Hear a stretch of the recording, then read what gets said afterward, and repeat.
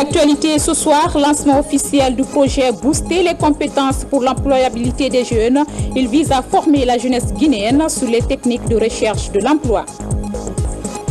Autre titre de l'actualité, c'est parti pour les opérations de déguerpissement et de maintien de l'ordre dans la circulation. Cette vaste campagne concerne les artères principales et les marchés de la capitale. Et puis nous irons à l'Abbé pour célébrer la semaine de l'allaitement dans la région. Le constat révèle que la pratique de l'allaitement maternel est très faible chez les femmes qui travaillent. Encore bienvenue à tous. Tout d'abord, le président de la République poursuit sa visite de travail au Sénégal. Ce vendredi, professeur Alpha Condé et son homologue Macky Sall ont échangé sur plusieurs questions, dont le renforcement des relations d'amitié et de fraternité entre les peuples sénégalais et guinéens. Deux peuples liés par l'histoire et la géographie. Sanassi Keïta, envoyé spécial au pays de la Teranga. Le renforcement de l'axe de coopération Conakry-Dakar. C'est la volonté affichée des deux présidents, professeur Alpha Condé et Macky Sall, d'où ce tête-à-tête. Une rencontre au cours de laquelle ces deux présidents ont encore témoigné de leur engagement à raffermir davantage les relations d'amitié et de coopération existantes depuis des lustres entre les peuples guinéens et sénégalais. Une occasion mise surtout à profit par le président Macky Sall de gratifier son hôte de marque, professeur Alpha Condé, en l'élevant à la dignité de grand croix de l'ordre national du Sénégal. Peu après, les deux dirigeants ont rejoint leur délégation pour une séance de travail. Plusieurs points ont été évoqués au cours de cette rencontre bilatérale, notamment l'énergie, un secteur clé qui tient à cœur le président Alpha Condé, comme le signifie ici le ministre de l'Énergie. Le professeur Alpha Condé et le président Macky Sall du Sénégal viennent de poser un grand jalon, le jalon de l'électrification dans la sous-région. Qu'est-ce que ça veut dire? Ça veut dire renforcer la construction du barrage de Sambagalou, surtout la construction de la ligne d'interconnexion de 800 MW couvrant la République du Sénégal, la République de Guinée, la République de Guinée-Bissau et la Gambie. Cette ligne d'interconnexion quittera Kaolack ou Tambacounda, Mali. Ensuite, ce serait l'Abbé, l'Insan. L'État, déjà, à Kaleta, un poste d'interconnexion déjà a été construit. Et la ligne va continuer à bloquer à Saltine, en Guinée-Bissau, après la Gambie. Donc, avec la volonté du président de la République de construire le barrage de Swapiti, démarrer les travaux cette année même, nous allons pouvoir produire sur le fleuve Concouré de ressources importantes, de puissances importantes pour pouvoir alimenter la sous-région, particulièrement la République du Sénégal, qui aujourd'hui a beaucoup besoin d'énergie. Donc ce sont ces bases-là qui ont été lancées. Dans le cadre de l'OMVS, pour la mise en valeur du fleuve Sénégal, les deux chefs d'État ont aussi des ambitions. Dans le cadre de l'OMVS, la construction du barrage de Sambagalou, qui va donner 294 MW et qui va relier la Guinée à Manantali et de Koukountamba, l'Insan, en passant encore par l'Abbé, et rejoindre Conakry. Là aussi, c'est une ligne d'interconnexion de 225 kV qui va couvrir Koukountamba, Balassa, Bouréa. Donc les deux présidents nous ont engagés à très rapidement réaliser ces différents projets et qui va donner plus de 700 MW aussi. Donc, vous voyez maintenant sur le fleuve Concouré 1200 MW, plus les 700 MW sur le fleuve, ça va nous faire aux environs de 1900 voire même 2000 MW qui peuvent très rapidement pouvoir desservir tous ces pays-là dont je viens de parler. Voire même, pourquoi pas le Mali, pourquoi pas aussi la Côte d'Ivoire jusqu'au Nigeria. Les ambitions des deux présidents sont donc claires. Il s'agit en un mot d'œuvrer pour un développement rapide de l'énergie en faveur de leur peuple. Toujours au Sénégal, le président Macky Sall a offert un déjeuner au chef de l'État guinéen, professeur Alpha Condé. Au cours de ce déjeuner, le président sénégalais a réaffirmé son engagement à promouvoir la coopération entre le Sénégal et la Guinée. Sanassi Keïta.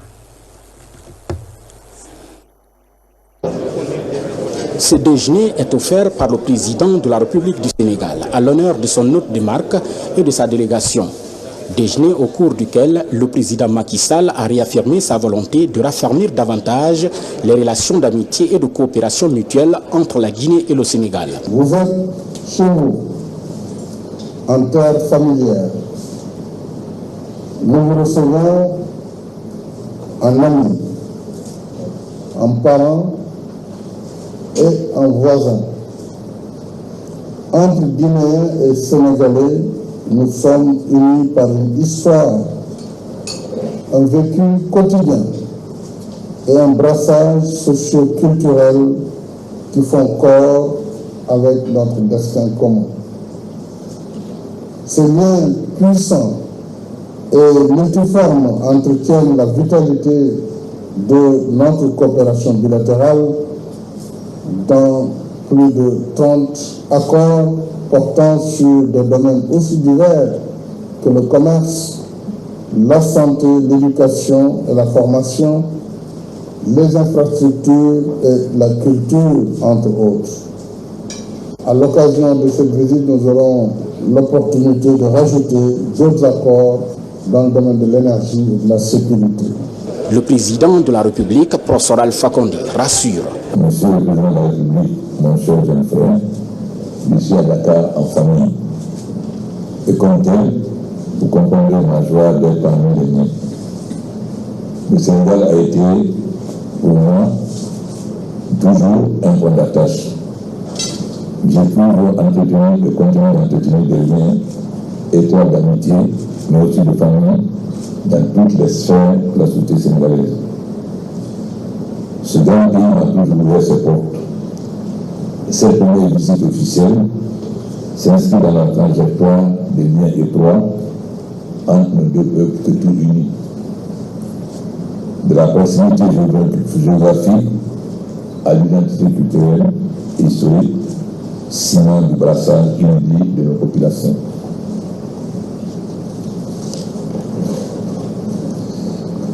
Nos communautés sont parfaitement intégrées de part et d'autre des frontières artificielles héritées de la colonisation. La Guinée et le Sénégal n'ont d'autre alternative que de marcher ensemble pour servir davantage leur destin solidaire. C'est le fil de ce destin commun qui nous a conduits à initier de nombreux projets intégrateurs régionaux et sous-régionaux, concourant à l'amélioration des conditions de vie de nos peuples et d'une manière générale à la pérennisation de la coopération entre nos deux pays. Demain samedi 8 août 2015, les deux présidents se rendront à Diamniadio. Diamniadio, où professeur Alpha Condé et Macky Sall visiteront quelques projets en cours de réalisation.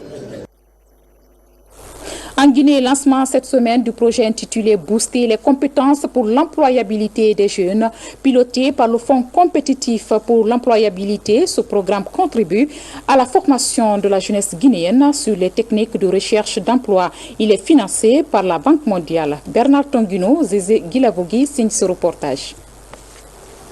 Dans la salle des fêtes de l'université Gamal Abdel Nasser de Conakry, des jeunes diplômés et acteurs du secteur de l'emploi. Tous venus assister au lancement du projet Booster les compétences pour l'employabilité des jeunes. L'événement est organisé par le Fonds compétitif de l'employabilité des jeunes sous financement de la Banque mondiale.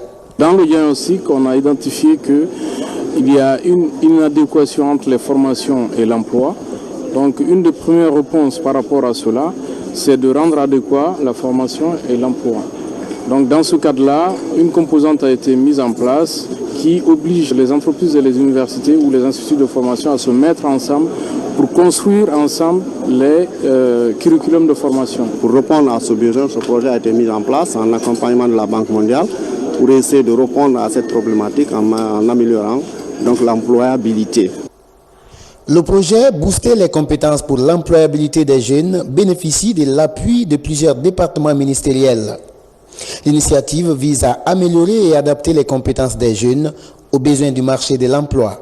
Nous voudrions remercier très sincèrement l'appui de la Banque mondiale, mais aussi de nos partenaires qui sont venus de la Tunisie et du Sénégal pour leur expertise, pour que nos jeunes qui ont été recrutés dans le cadre de ce projet, qui doivent piloter ce projet, puissent avoir les outils nécessaires pour une meilleure marche et la mise en œuvre de ce projet pour le bonheur et le bonheur de nos jeunes Guinéens. Le présent projet s'étendra sur 6 ans. Son exécution devrait permettre d'asseoir un solide partenariat entre l'État et le secteur privé, ce qui devrait permettre aux jeunes diplômés d'avoir une meilleure maîtrise des techniques de recherche d'emploi. À présent, on va s'intéresser à ce dossier brûlant de la fonction publique. À travers ses services techniques, le département vient de déceler plus de 1000 faux diplômes dans le secteur de la santé. Ces diplômes sont découverts parmi les dossiers des candidats au prochain concours de recrutement de nouveaux fonctionnaires. Des informations révélées par le ministre de la fonction publique lors d'un point de presse. Mamadi Terna Kamisoko nous apporte des précisions en images. Dans une salle remplie de journalistes, le ministre de la fonction publique brandit les preuves de la fausseté qui entoure le dépôt des dossiers de candidature au recrutement à la fonction publique. Pour le secteur de la santé, 1000 faux diplômes ont été décelés dans les 5000 dossiers déjà examinés. Au total, plus de 18 000 demandes d'emploi sont à traiter. Les candidats qui les ont déposés, leur candidature sera recalée, ils ne feront pas partie de la liste des candidats retenus. 2, ces faux dossiers vont faire l'objet d'une transmission à la police judiciaire pour faux et usage de faux. Ensuite, ceux qui ont présenté les attestations de fin de cycle, la candidature aussi n'est pas reçu. Pour cette année, les prévisions étaient de recruter plus de 10 000 nouveaux fonctionnaires. Mais le contexte politico-économique et social ainsi que la crise sanitaire Ebola ont joué sur le calendrier. C'est pourquoi les recrutements à l'environnement et à la police ont été reportés. Une nouveauté, tous les 6 489 nouveaux fonctionnaires à recruter à la santé, à l'éducation et à l'enseignement technique et professionnel seront affectés à l'intérieur du pays. Les besoins sont identifiés au niveau de l'intérieur du pays, ce n'est pas dans la capitale. C'est pourquoi les futurs fonctionnaires seront dans l'obligation, d'abord de signer un engagement pour 10 ans, d'aller servir exclusivement à l'intérieur du pays, sans demander à venir à Conakry. C'est au terme de cet engagement que l'administration, le ministère employeur pourrait examiner les demandes, n'est-ce pas, de mutation à Conakry. Les 15 et 16 août prochains débute le concours pour le secteur de la santé. 2000 agents sont à recruter. Ce qui nous amène à parler de la lutte contre la corruption et la promotion de la bonne gouvernance. Des priorités pour l'association guinéenne pour la transparence dont les membres ont échangé récemment sur le plan stratégique et les objectifs à atteindre pendant les prochaines années. Reportage signé Abdoulaye Diallo. C'est une réunion technique de l'association guinéenne pour la transparence. Elle a pour but de préparer une feuille de route pour les activités à réaliser pendant les 5 prochaines années. Ce sera donc vision, mission de l'AGT adaptée aux activités et aux réalités guinéennes pour combattre la corruption et la banalisation surtout de la corruption dans notre pays. Plaidoyer donc pour contrôle, détection, audit et répression de la corruption en Guinée. Pendant 3 jours, les participants se sont attelés à la réalisation d'un plan stratégique pour atteindre les objectifs spécifiques de l'ONG. Nous allons travailler sur le diagnostic par rapport à cette vision et cette mission que nous aurons définie. Nous verrons quelles sont les forces, quelles sont les faiblesses, quelles sont les opportunités, quelles sont les menaces auxquelles l'AGT doit faire face.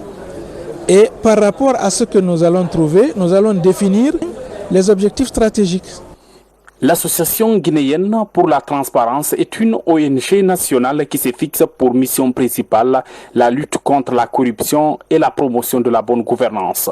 Elle agit dans la prévention, la détection et la répression de toute forme de corruption. À présent, place à l'invité du journal. Les consultations nationales, les jeunes ont du talent, prennent fin demain à Conakry. Premier du genre en Afrique, cet événement sera couronné par un concert géant gratuit au Palais du Peuple de Conakry. Pour plus de précision, nous recevons sur ce plateau le célèbre journaliste animateur Claudie Sia de RFI. Bonsoir Claudie. Bonsoir. Bienvenue sur ce plateau. Merci de me recevoir ici au journal, c'est un honneur. Vous participez à ces consultations nationales. Quel constat faites-vous? Le premier constat, c'est celui qu'a fait le président de la République lorsqu'il a inauguré la maison de l'emploi et des compétences. Il a dit au parterre de personnalités là, il aura dit la jeunesse est une bombe et si on ne fait rien, elle risque d'exploser.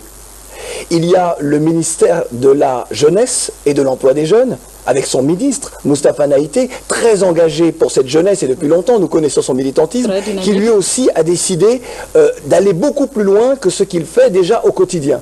Et puis grâce à un ami, nous sommes rencontrés, nous avons parlé de cela, vous connaissez mes engagements pour le continent, mes engagements pour que justement cette jeunesse soit prise en compte, parce qu'on n'écoute jamais. La jeunesse africaine. Exactement, parce qu'on ne l'écoute pas. Notre continent et les trois quarts de la population de notre continent est composé de jeunes, et on n'écoute pas ces jeunes-là.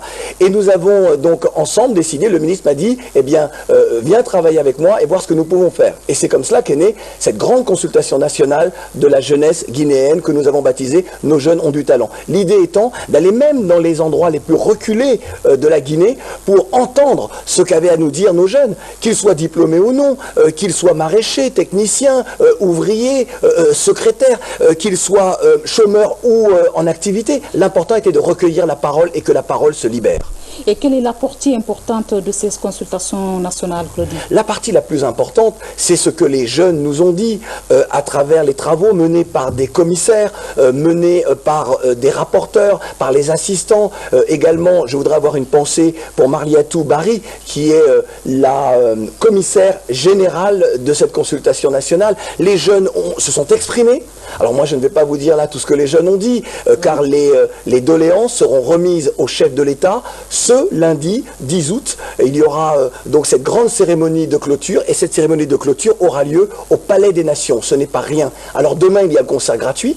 Et effectivement, quel sera le programme de ce concert demain? Alors énormément d'artistes, tous les artistes du pays, tous ces jeunes artistes, parce que nos artistes portent en eux l'identité, une part importante en tout cas de nos identités. Ils sont célèbres dans le pays, on les connaît sur le continent et on les connaît parfois aussi à l'international jusqu'en Occident. Et là, l'idée étant eh bien, de dire nos artistes ont du talent et de les mettre en valeur. Mais ce qui est important, c'est de dire que pour une fois en Afrique, c'est une première en Afrique, un pays a décidé de consulter sa jeunesse et à l'issue de cela, à l'issue de différents travaux, eh bien, le gouvernement, le chef de l'État, eh bien, tous prendront des mesures et ces mesures, j'en suis sûr, seront appliquées parce que les jeunes sont là et sont en demande. Claudie Sia, vous vous êtes toujours battu pour la jeunesse africaine. Aujourd'hui, vous êtes sur ce plateau. Quel message avez-vous à adresser à cette jeunesse? J'ai envie de dire à cette jeunesse, quelle que soit sa condition sociale, quelles que soient les difficultés, et là je vous regarde dans les yeux, vous jeunes Guinéens, quelles que soient les difficultés que vous rencontrez, soyez fiers de ce que vous êtes. Et dire à tous ces jeunes-là que l'énergie qu'ils ont, l'énergie de la jeunesse, mais aussi l'envie de changer le monde, de changer la vie, eh bien aujourd'hui dans votre pays, on veut vous écouter et on veut faire en sorte que les choses changent. Il en va de l'avenir de la Guinée. Lorsqu'on n'écoute pas sa jeunesse, eh bien c'est l'avenir que l'on tue à petit feu. Et aujourd'hui, vous avez été entendu, et c'est une première en Afrique. Bravo. Merci Claudie Sia. Toi-même tu sais. Merci d'être placé sur ce plateau. Mesdames et messieurs, autre information, après les opérations de saisie du recensement de la population, une délégation conjointe de la présidence et de la primature est allée à la rencontre des responsables de l'Institut national de la statistique. Gamo Kaba pour le compte-rendu.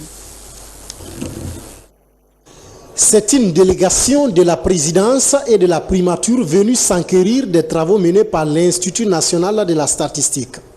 Au terme d'un constat minutieux, la délégation se félicite des travaux. Nous avons constaté que l'Institut national de la statistique a fait des progrès très importants dans ce domaine. Enfin aussi dans des conditions qui sont difficiles. Les locaux ne sont pas les plus appropriés, mais je vois qu'il y a des efforts de reconstruction. Il faudrait mettre un effort dans ce domaine pour que la statistique soit logée à une meilleure enseigne afin que la collecte et l'analyse des données servent à la décision, que ce soit en matière économique, en matière sociale ou même politique. Pendant la visite, quelques difficultés de fonctionnement sont signalées par les responsables de l'INS. Remercions toutes les autorités guinéennes, et en particulier Monsieur le Président de la République, pour avoir signé dans ces 2 jours les textes d'application de la loi statistique que nous attendons il y a une année.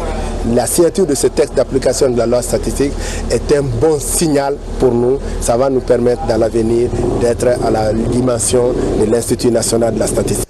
La tâche semble désormais allégée à l'UNS.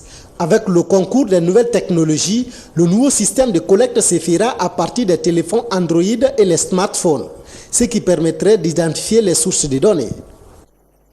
Autre grand titre de ce journal, lancement officiel à Conakry des opérations de déguerpissement et de maintien de l'ordre dans la circulation. Les marchés de Koloma, de Sonfonia et de Matoto ont constitué la première étape de cette opération de grande envergure. Mohamed Lamine Kamara a fait un tour dans ces marchés suivis. À Sonfonia et à Koloma, les étals sont enfumés, d'autres sont démolis. Les autorités locales et forces de l'ordre passent à la vitesse supérieure pour débarrasser des emprises de ces encombrants physiques. Les acteurs impliqués dans les opérations ne comptent pas se limiter à mi-chemin. À l'instant même, ces opérations de déguerpissement et de maintien d'ordre sont exécutées dans les 5 communes de Conakry. Je continue à mettre en garde tout administrateur qui a déjà légué une place ou qui est absent lors du déguerpissement, c'est que tu vas en partir. Je suis convaincu que les collectivités sont engagées. L'opération va continuer aujourd'hui sur d'autres axes. Quand l'incivisme pousse les gens à transformer la voie publique en garage de leurs véhicules privés, quand l'incivisme amène nos citoyennes et nos citoyens à transformer la voie publique en marché, chacun des Guinéens est interpellé. Et après avoir donc lancé cet appel au civisme des uns et des autres, notre mission serait inachevée et incomplète si nous ne venons pas sur le terrain faire le constat de l'exécution de ce que nous avons arrêté comme décision. Le chef du département de l'administration du territoire a demandé l'implantation d'une brigade de surveillance pour le suivi. Visiblement, les autorités sont déterminées à poursuivre cette opération jusqu'au bout. L'actualité à l'arrière-pays maintenant, à Banakoro, c'est dans la préfecture de Kéréouané. La société Guiter Mining vient de procéder à la remise des ristournes aux collectivités locales bénéficiaires. Ces ristournes constituent les retombées bénéfiques de l'exploitation des mines diamantifères de la localité. Fode Bangal Fofana, RTG Kankan. Guiter Mining est la branche minière de la Guinéenne de terrassement Guiter qui exploite cette partie de la zone diamantifère de Banankoro dans la localité de Benko depuis fin 2010 suite à l'obtention d'un permis de recherche, héritant ainsi d'une partie du permis des anciennes sociétés ayant évolué avant elle dans cette zone.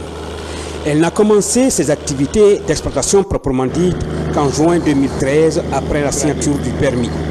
Une exploitation qui, depuis cette date, fait des retombées bénéfiques au trésor public, mais aussi et surtout à la préfecture de Kéréouané ainsi qu'aux collectivités locales environnantes. 1% du chiffre d'affaires réalisé par la société Guiter Mining cette année s'élève à un montant de 253 661 174 francs guinéens. Montant reparti entre la préfecture, la commune urbaine de Kéréouané, les communes rurales de Banankoro, Soromaya, Sibribaro, Konsankoro, Damaro, Komodou, Lenko et le district de Tinsinkoro où évolue la société. Ce montant prenne les directions des postes, mais la direction d'une œuvre d'utilité sociale qui peut bénéficier à toute la collectivité. Les différentes réalisations faites à partir de ces fonds reçus donnent une idée de l'impact socio-économique des activités de Guiter Mining en faveur des communautés riveraines. Plus loin, une mission de l'Agence française de développement et du ministère de l'Aquaculture effectue une visite de travail en Zérekouré. C'est pour apprécier les résultats mi-parcours du projet de développement de la riziculture en Guinée forestière, une manière d'accompagner les paysans afin qu'ils puissent ravitailler les marchés locaux en poissons frais et de lutter contre la malnutrition dans les zones urbaines et périurbaines. Komara Moussa depuis Zérekouré. À 42 km de la préfecture de Zérékoré, la sous-préfecture de Kobela. Dans ce village, la culture du riz et l'élevage du poisson ont fait du chemin. 28 bas-fonds sont aménagés par les acteurs de cette filière grâce au projet de développement de la riziculture en Guinée forestière financé par l'Agence française de développement et l'Union européenne. Quand on voit et qu'on entend les personnes qui sont mobilisées sur ce secteur de la piscicole depuis des années, même avant même le financement de l'Agence française de développement, auquel d'ailleurs l'Union européenne a également apporté un financement additionnel, on peut être que satisfait de voir la mobilisation des paysans, les initiatives qu'ils prennent par eux-mêmes, et donc on n'est que satisfait par l'appui qu'on peut apporter à travers les experts et les conseils qui sont apportés à ces paysans pour améliorer encore davantage leur production. Barthélemy Camara est l'un des pisciculteurs de la localité. Avec l'appui des techniciens du projet, il a fait des progrès remarquables. Il est passé de 2 digues installées à 6 et il a à son actif une porcerie dont les déchets font développer les poissons. Avant, ils ne gagnaient pas du poisson lorsqu'ils ont construit. Avec l'appui du projet, aujourd'hui, j'ai eu beaucoup d'argent ici, dans mon barrage que vous voyez là. Et il y a des hommes qui sont quittés ailleurs pour venir payer du poisson. Jusqu'à aujourd'hui, j'ai du stock de poissons ici en vente. C'est en 2007 que la pisciculture a vu jour à Kobela sous la direction de cet homme avec une faible production en 2008. Il a eu l'expérience au Libéria en 1980 et à travers le groupement de Konipara. À 62 ans, le vieux Zeboulou rêve de se professionnaliser davantage alors que la fin du projet est prévue en 2017.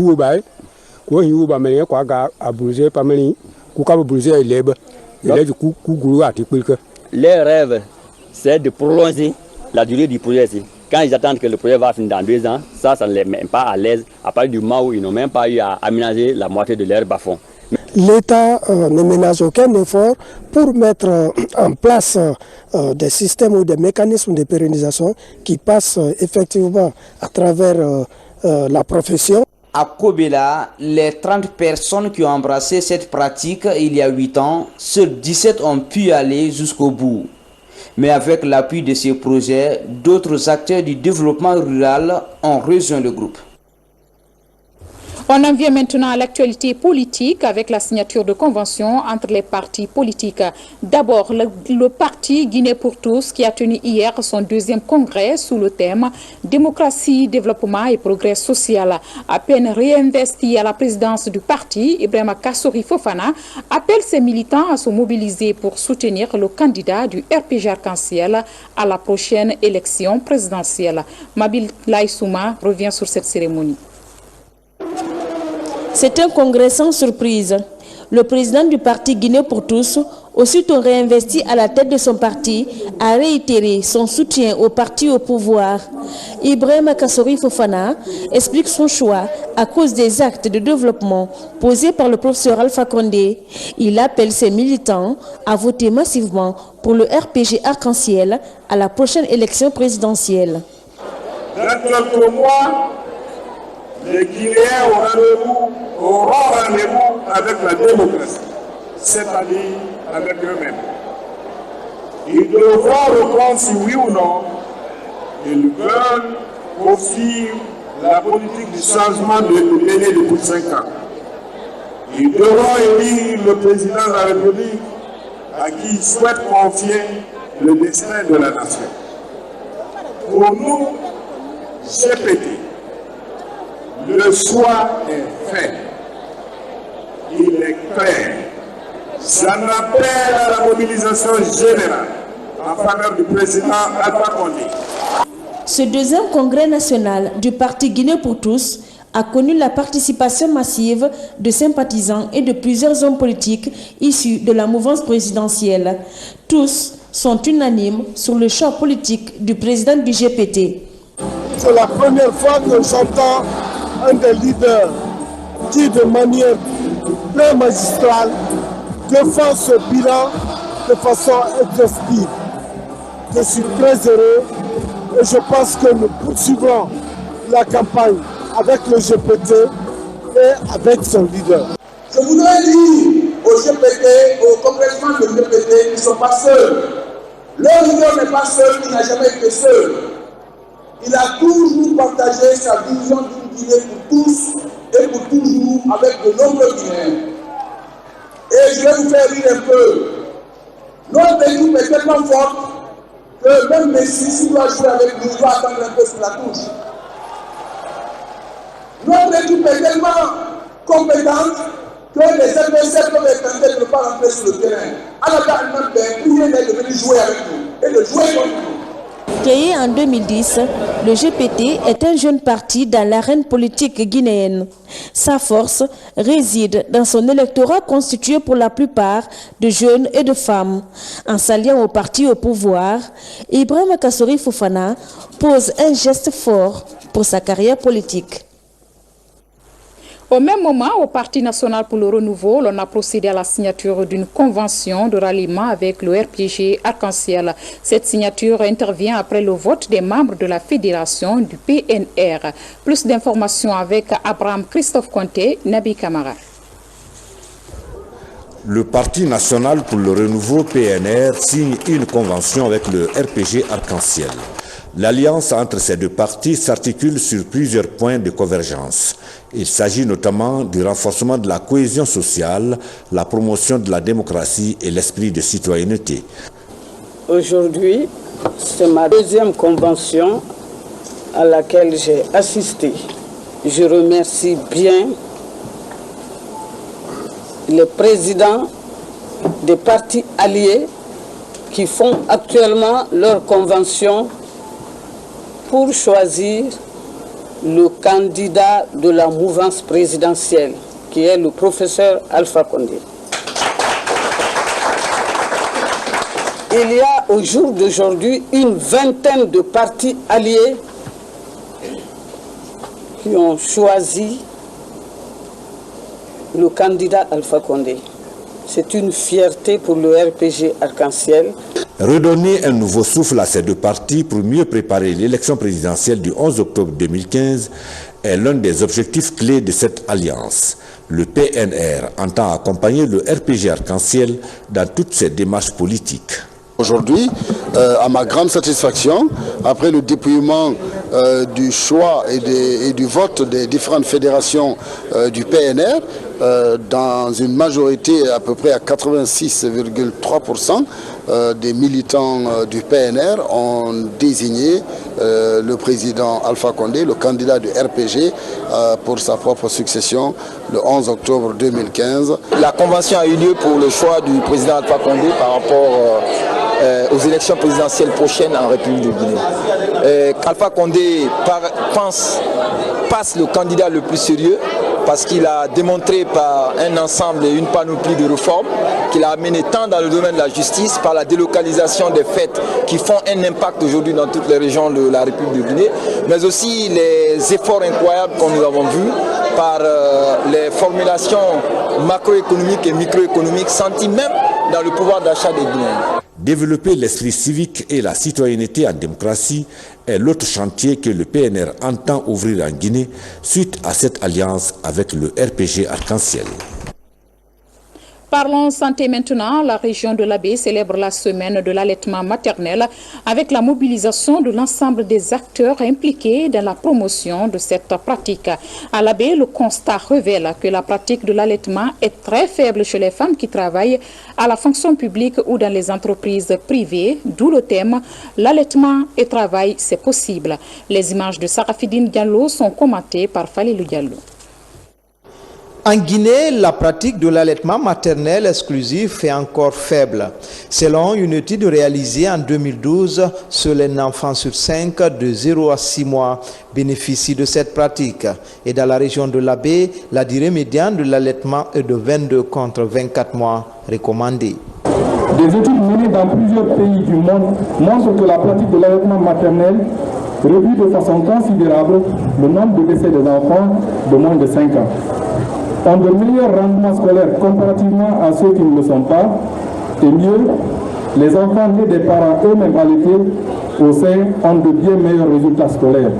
Cette année, le thème retenu est l'allaitement maternel et travail, c'est possible. Une manière de favoriser et faciliter l'accès pour tous les enfants à l'allaitement maternel exclusif, même pour les enfants nés de mamans travaillant à la fonction publique ou dans les entreprises privées. Après plus de 2 décennies, la surveillance mondiale de l'alimentation du nourrisson et du jeune enfant indique que cette 4e cible de la déclaration innocente reste toujours la cible plus difficile à atteindre. Je lance un appel à toutes les femmes ici présentes de faire l'allaitement maternel de leur priorité pendant au moins 6 mois pour garantir le développement, la santé nutritionnelle des enfants. Les journées commémoratives sont bonnes et les slogans pertinents. Mais dans le domaine de l'allaitement maternel et de la santé en général, cela ne suffit pas si l'action n'accompagne pas la déclaration. Au chapitre éducation de ce journal, les examens nationaux session 2015 ont pris fin ce vendredi en Guinée.